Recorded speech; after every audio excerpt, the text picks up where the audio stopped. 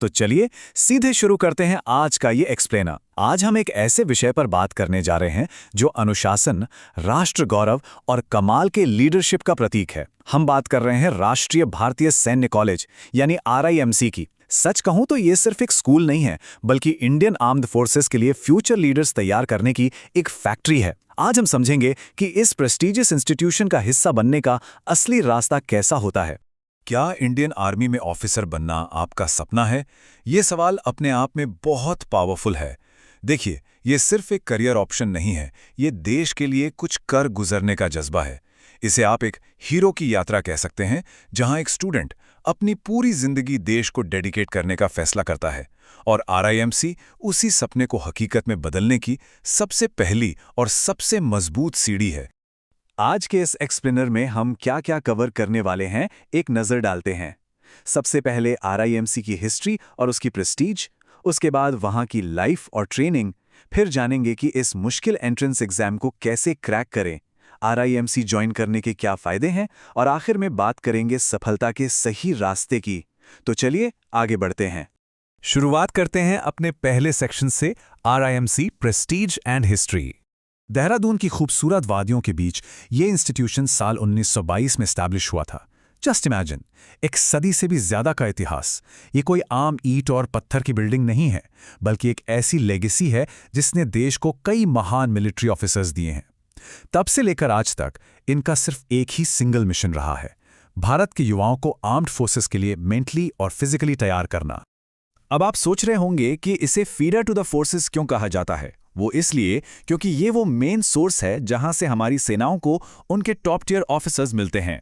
चाहे वो national defence academy यानी NDA हो, इंडियन आर्मी हो, नेवी हो या एयरफोर्स, यहाँ के स्टूडेंट्स हर जगह अपनी छाप छोड़ते हैं। ये लिटरली एक सप्लाई चेन की तरह काम करता है।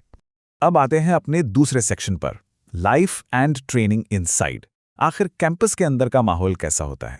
तो देखिए, ये सफ़र शुरू होता है क्लास 8th से। जी हाँ, बहुत ही छोटी उम्र से बच्चों को ढालना शुरू कर दिया जाता है। एक बार सिलेक्शन हो गया तो स्टूडेंट्स अपनी रेगुलर स्कूली पढ़ाई यहीं से करते हैं। एक नॉर्मल CBSE पैटर्न तो होता ही है, लेकिन उसके साथ जो कड़ी मिलिट्री ट्रेनिंग जुड़ जाती है ना, वो इस एक्सपीरियंस को बिल्कुल अलग बना देती है। यहाँ की एजुकेशन सिर्फ किताबों तक लिमिटेड नहीं है। हाई क्वालिटी एजुकेशन के साथ साथ मिलिट्री डिसिप्लिन, स्पोर्ट्स ट्रेनिंग और पता है क्या, हॉर्स राइडिंग और ड्रिल जैसी चीजें भी इनके रूटीन का हिस्सा हैं। ये बच्चों के ओवरऑल पर्सनालिटी डेवलपमेंट का एक बेहतरीन मॉडल है। बचपन से ही उन्हें एक ऑफिसर जैसी लाइफस्टाइल दी जाती है ताकि उनका कैरेक्टर बिल्ड हो सके। लेकिन रास्ता इतना आसान नहीं है। बढ़ते हैं तीसरे सेक्शन की तरफ, क्रैकिंग द एंट्रेंस एग्जाम। इतनी शानदार सुविधाओं वाले इंस्टीट्यूट में एंट्री पाना कोई बच्चों का खेल नहीं है। इस चैलेंज को बायएनुअल चैलेंज कहा जाता है, क्योंकि ये एग्जाम साल में 2 बार होता है। अब आप खुद सोचिए, पूरे देश से हजारों बच्चे अप्लाई करते हैं और सीट्स बहुत ही लिमिटेड होती हैं, तो कंपटीशन का लेवल लिटरली आसमान छू रहा होता है। एग्जाम में बैठने के लिए कुछ स्ट्रिक्ट बेसलाइन रिक्वायरमेंट्स हैं। पहली बात, कैंडिडेट का इंडियन सिटीजन होना मस्ट है। एज लिमिट एकदम स्पेसिफिक है, 11.5 से 13 साल के बीच। और एजुकेशन, स्टूडेंट या तो 7th क्लास में पढ़ रहा हो या उसे पास कर चुका हो। अगर ये क्राइटेरिया मैच नहीं होता तो आप इस सिलेक्शन प्रोसेस का हिस्सा नहीं बन सकते। और अगर आपकी एलिजिबिलिटी पूरी हो भी गई तो 3 बहुत ही टफ स्टेजेस से गुजरना पड़ता है। स्टेप 1 है रिटन एग्जाम, जिसमें मैथ, इंग्लिश और जनरल नॉलेज टेस्ट होती है। जो इसे क्लियर करते हैं वो जाते हैं स्टेप 2 यानी वाइवा इंटरव्यू के लिए। और आखिर में स्टेप 3 एक बहुत ही सख्त मेडिकल एग्जामिनेशन। कहने का मतलब है, सिर्फ दिमाग तेज होना काफ़ी नहीं है, फिजिकली और मेंटली पूरी तरह फिट होना भी उतना ही ज़रूरी है। अब सवाल उठता है कि इतनी मेहनत के बाद हासिल क्या होता है? Section 4, benefits of joining RIMC। देखिए, इस RIMC एडवांटेज का कोई मुकाबला नहीं है। यहाँ से निकलने वाले स्टूडेंट का कॉन्फिडेंस एक अलग ही लेवल पर होता है। उन्हें बचपन से ही मिलिट्री एनवायरनमेंट का ऐसा एक्सपोजर मिल जाता है जो आगे चलकर NDA के प्रिपरेशन के लिए एक रॉक सॉलिड बेस बनता है। कूट कूट कर घरे गए लीडरशिप स्किल्स और नेशनल लेवल की अपॉर्चुनिटीज, ये सब मिलकर उन्हें एक बेहतरीन सिटीजन और लीडर बनाते हैं। तो इस गोल तक पहुंचा कैसे जाए? आते हैं अपने आखिरी सेक्शन पर, द पाथ टू सक्सेस। इतने टफ कंपटीशन को बीट करने के लिए सिर्फ जोश से काम नहीं चलता।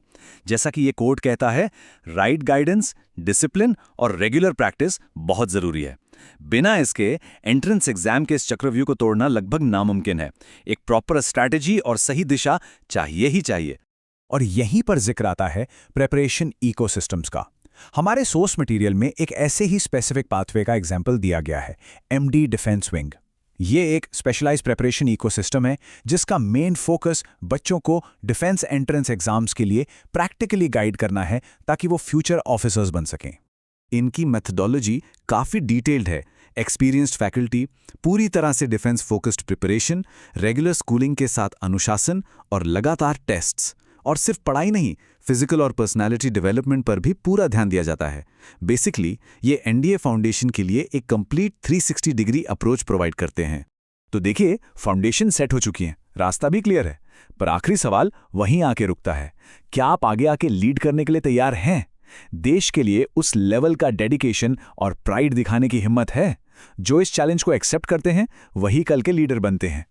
आज के इस एक्सप्लेनर में बस इतना ही। सोचिए इस बारे में, क्या ये जर्नी आपके लिए है? धन्यवाद और जय हिंद।